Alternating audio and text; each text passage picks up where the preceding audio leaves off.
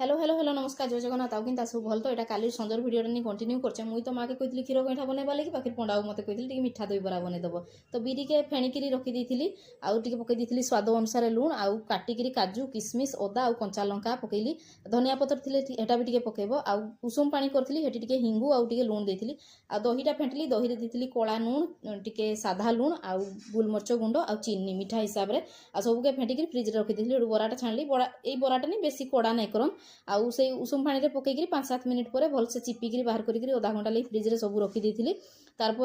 बराटा देली हेटू मिठा दही देली ऊपर टिके चाट मसला आउ टिके भजा जीरा गुंड आउ ये इमली चटनी आउ धनिया पुदीना चटनी एगा सब मुई रेडीमेड रखी था आपन चाहे घरे भी बनईकी रखी पारबे आउ राति रे हमर डिनर थिला क्षीर गईठा सांगे मिठा दही बरा आउ एटा गोटे पार्सलटा आसला फ्लिपकार्ट रु चप्पल गोटे मगैली एटा मिशो रे आउट ऑफ स्टॉक थिला मिशो रु मगैली टिके सस्ता पड़ता फ्लिपकार्ट रु 300 टका पड़ला बाकी बहुत कंफर्टेबल चप्पलटा मते बढ़िया लागला।